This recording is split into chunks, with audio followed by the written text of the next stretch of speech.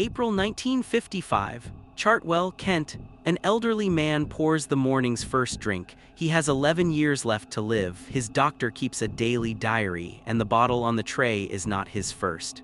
April 5, 1955, number 10 Downing Street. The study upstairs. The clock reads 2 in the afternoon. Winston Churchill is sitting at the desk in his dressing gown and carpet slippers.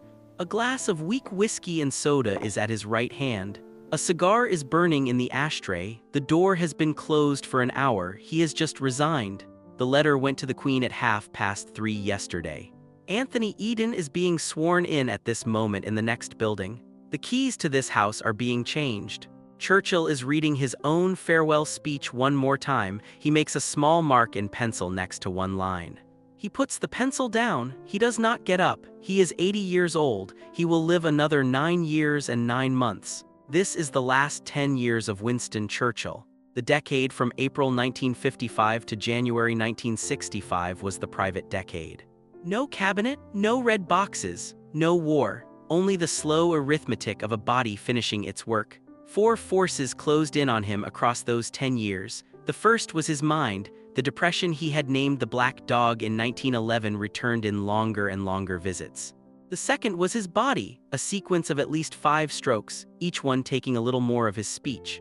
The third was his household, Clementine managing him, his daughter Diana slipping toward the overdose that ended her life in October 1963, his son Randolph drinking harder than Winston ever had. The fourth was the world outside. The empire he had fought 2 wars to save was dismantled by his own party while he watched. We know what happened inside the house because his doctor wrote it down. Lord Moran, born Charles Wilson, kept a daily diary from 1940 to the day Churchill died. The diary was published in 1966 as Churchill, The Struggle for Survival, 1940-1965. The Churchill family tried to stop it. They failed. We also know because Anthony Montague Brown, who was his private secretary from 1952 to the end, wrote Long Sunset in 1995. And because Clementine's letters to her daughter Mary survived. 3 open questions sit at the center of this decade. Why did he refuse a dukedom in 1955? Why did he keep attending Parliament after the 1958 stroke when Moran said each visit might kill him? And why, in the last 2 years of his life, did he stop speaking almost entirely? The final decade begins here. Churchill's body had been giving warnings since 1941. That year, during a visit to the White House, he collapsed with what his doctors called a minor coronary event. Moran kept the diagnosis from Roosevelt and from the cabinet. The first documented stroke came in August 1949 on holiday at the Villa Choisy in Monte Carlo. A transient cerebral event in the language of the period. The word stroke was not used in the press. Moran wrote in his diary that Churchill had lost the use of his right hand for 40 minutes and then recovered it. The major stroke came on the night of June 23, 1953 at a Downing Street dinner for the Italian Prime Minister Alcide de Gasperi. Churchill was still Prime Minister. He gave the toast, sat down, and could not stand up again. His left side had gone. Jacques Colville, his principal private secretary, drafted a press release that said the Prime Minister was suffering from exhaustion. That statement held for 5 months. The public never learned the truth during his lifetime. He recovered enough to resign in April 1955 on his own terms, but the arteries were finished. Moran noted in June 1955 a blood pressure reading of 210/110, which in the medicine of the day was called malignant hypertension. Sustained pressure high enough to damage the brain and kidneys. The second stroke of this decade came on October 27, 1958 at the Hotel de Paris in Monte Carlo. He woke unable to speak. Moran flew out the next morning. The diary entry for October 28 records weak right arm and slurred speech. He recovered most of the function within 3 weeks, but his valet reported that his handwriting never returned to normal after that event. On June 28, 1962, at the same Hotel de Paris, he got out of bed in the night to go to the bathroom. He fell. He fractured his left femur, the long bone of the thigh, and lay on the floor for more than an hour before he was found. An RAF Comet aircraft was sent from Britain to bring him home. The operation at Middlesex Hospital was performed by Philip Newman. Churchill was 87 years old. The anesthesia alone was considered a serious risk. After the hip, he was never again fully mobile. He used a wheelchair inside Chartwell. He was carried up and down the stairs by two members of his staff, Roy Howells and Sergeant Murray. Moran's diary from 1962 to 1965 records a slow arteriosclerotic dementia, the hardening of the arteries in the brain, which the medicine of the day called senile dementia and we now call vascular dementia. Churchill's short-term memory failed first, then his speech fluency, then his interest in reading. By 1964, Montague Brown wrote that Churchill could sit for 3 hours in the drawing room at Chartwell and say almost nothing. He still knew who people were, he still drank his weak whiskey and his champagne at lunch. But the sentences were gone. The final stroke, the cerebral thrombosis that killed him, struck on January 15, 1965. He lost consciousness at 28 Hyde Park Gate. He did not regain it. He died 9 days later at 8 in the morning, January 24, 1965. His doctor wrote it down. He called his depression the Black Dog. The phrase appears first in his letter to Clementine dated July 1911 when he was 36 and Home Secretary. He wrote that the black dog was on his back again. He was already using the phrase at a point in life when most of what he is now remembered for had not yet happened. In the final decade, the black dog moved in permanently. Moran's diary for 1955, the year of the resignation, records a pattern. Churchill would wake at about 8, be brought breakfast in bed, a cold game bird, buttered toast, coffee, and the morning's first week whiskey and soda. He would read newspapers until 10. He would dictate letters until 11:30. He would come downstairs. He would eat lunch. He would go back upstairs, and he would stay in bed from 2 in the afternoon until 7. The afternoon in bed was not always sleep. Moran's entry for July 9, 1955 records Churchill saying, quote, "I spend most of my time looking at the ceiling. It is a poor business," end quote. That is the signature note of the decade, not rage, not fear, flatness. Publicly, he said one thing, privately, he wrote another. In public, he appeared at Commons debates, at Royal Academy dinners, at the christening of his grandson Winston. In private, he told Montague Brown in January 1963, quote, "There is no more I can do, my life is finished but not yet ended," end quote. He was 88 years old. The second dimension of the psychological decade was the slowing. Arteriosclerotic dementia does not present as confusion at first, it presents as effort. Everything takes longer. A bath takes 40 minutes, a letter takes 90. A sentence in conversation pauses halfway through because the word is no longer there.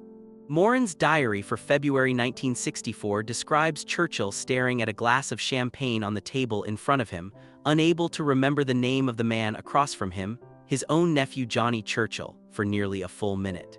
Moran reread the entry and wrote a single word underneath, sad. The third dimension was grief. Between 1955 and 1965, most of the men Churchill had called friends died before him.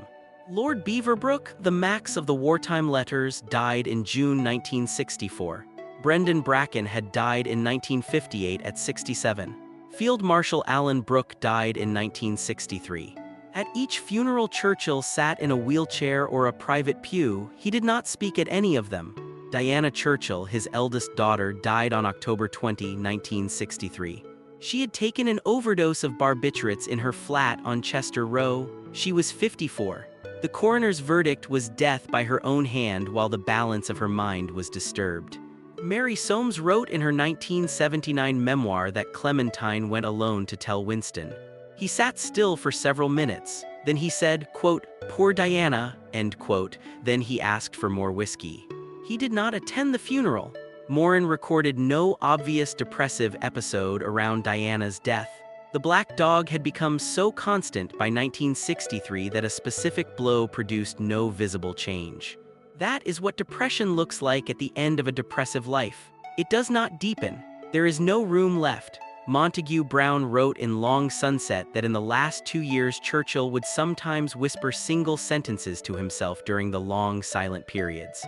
The most common, Montague Brown recorded, was a line Churchill had heard his father Randolph say 65 years earlier.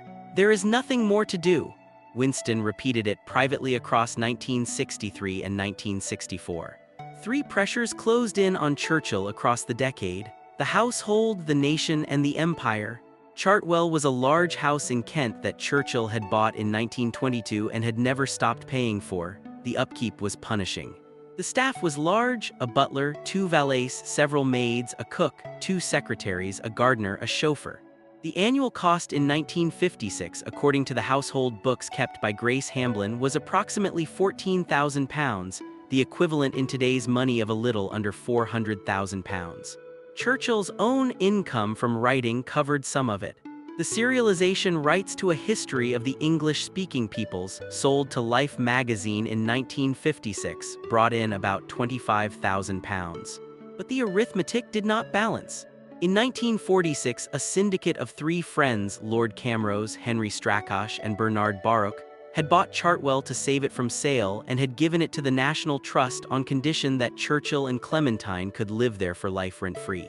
That arrangement was the only reason they still had the house. Clementine, a year younger than Winston, now carried the weight of running the house around a man who could no longer run anything. She censored visitors. She moved his drink supply out of reach in 1960 after Morin warned that cirrhotic liver damage was showing in blood tests. She signed household checks. Her letters to Mary from 1962 to 1964 describe a woman exhausted in a way she had not been during the war. That was the week everything changed, the week of June 28, 1962, when he fell in Monte Carlo. After the fractured femur, she told Mary in a letter dated July 3 that she was 76 years old and felt 90. Officially, Churchill was a backbench MP for Woodford. Unofficially, he was still consulted. In October 1956, Anthony Eden sent him the cabinet papers on the Suez Crisis and asked for his view. Churchill read them at Chartwell, wrote a private note that survives in the Churchill papers at the Churchill Archives Center, and declined to publish any position. The note, dated November 1, 1956, contains only one readable sentence of opinion. "If I had been still there, I would never have done it without the Americans." End quote. He accepted that Eden had to be replaced. Harold Macmillan, the new prime minister in January 1957, visited him at Chartwell twice in that first year.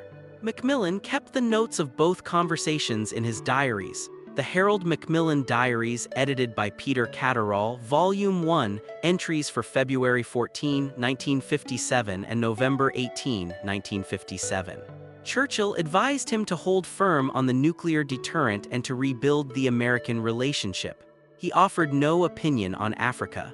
The decolonization of the British Empire was the political event of Churchill's final decade.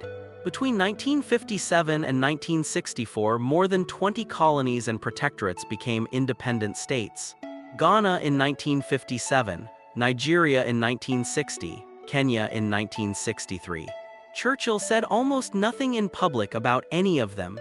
Private letters to Eden and Macmillan preserved in the Churchill papers show that he considered the process a mistake and the speed of it a disaster.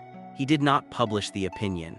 In the House of Commons, he voted with his party. He did not speak on the floor after July 1959. He attended for the votes. He was helped into the division lobbies by 2 whips. His name is in the Hansard record for 129 divisions between 1959 and 1964. The last pressure was the hardest to name. It was the steady subtraction of the people who had been in the rooms with him. Field Marshal Alan Brooke died in June 1963, aged 79. Brooke had been chief of the Imperial General Staff from 1941 to 1946. His published diaries, edited by Arthur Bryant, had appeared in 1957 with criticism of Churchill's wartime conduct sharp enough that the 2 men had not spoken for the rest of Brooke's life. Churchill did not go to the memorial service. Lord Beaverbrook, the max of hundreds of surviving letters, died on June 9, 1964. Beaverbrook had been the closest political friend of Churchill's adult life. Montague Brown telephoned Chartwell and spoke to Clementine. She went up to the bedroom. She told him. He looked at her, nodded once, and said nothing. Montague Brown recorded the detail in Long Sunset. Morin's diary entry for June 10, 1964, the day after Beaverbrook, records that Churchill drank 3 whiskeys before lunch, ate only soup, and went back upstairs at 2 and did not come down again. The note concludes, he did not ask about Max's family. He was 89 years old. Every person who had once stood beside him in a room where history happened was now either dead or unreachable. The decision of the decade is not on the usual lists. It was not a military order or a cabinet vote. It was a refusal to leave. In October 1955, 6 months after his resignation, Harold Macmillan, then Foreign Secretary, came to Chartwell with a message from the palace. The Queen was prepared to offer Churchill a dukedom. The specific proposal was the Duke of London. He would take his seat in the House of Lords. He would give up the Commons. Churchill is sitting in the study at Chartwell on the afternoon of October 17, 1955. The light is going, the fire is lit. Macmillan is in the armchair opposite. Clementine is upstairs. Macmillan records the conversation in his diary the same evening, the Macmillan Diaries, Volume 1, entry for October 17, 1955. Churchill is sitting in the study at Chartwell on the afternoon of October 17, 1955. The light is going, the fire is lit. Macmillan is in the armchair opposite. Clementine is upstairs. Macmillan records the conversation in his diary the same evening, the Macmillan Diaries, Volume 1, entry for October 17, 1955. Macmillan explains the offer. Churchill listens, then asks 2 questions.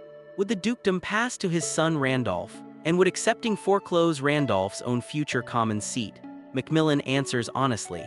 The peerage would pass. It would in practical terms end Randolph's chance of a Commons career, because in 1955 Britain the heir of a sitting duke does not contest Commons seats. Churchill sits for a long time, then he says, quote, "I will not do it for Randolph," end quote. He is refusing a dukedom to preserve his son's political future. His son is at this moment a declining journalist who has already lost 1 Commons seat and will never win another. Churchill knows this. He does it anyway. That is the first half of the decision. The second half is what he does with the seat he kept. Between October 1955 and October 1964, Churchill sat as the member for Woodford. He gave his last Commons speech on November 1, 1955. After his October 1958 stroke, he spoke once more briefly on a point of order in December 1958. After that, he never spoke in the chamber again, but he attended, he voted. He sat. Morin opposed it. He wrote a letter to Clementine dated February 4, 1959, that survives in the Morin papers at the Wellcome collection. The letter says that attending the Commons is now physically dangerous and that another stroke at the dispatch box would be a public tragedy. Clementine showed the letter to Churchill. He said one word, according to Clementine's reply to Morin, no. There were 3 identifiable reasons he refused. The first was his father. Lord Randolph Churchill had collapsed in the House of Commons in December 1894, suffering from what was almost certainly syphilis of the central nervous system. He was helped out of the chamber. He died 37 days later on January 24, 1895. Winston had watched his father disintegrate and had organized the rest of his life around not repeating that collapse. The refusal to leave the Commons in 1955 was a refusal to end where his father had ended. The second was his mother. Jenny Jerome had died in 1921 after a fall on a staircase broke her leg, which became gangrenous and required amputation.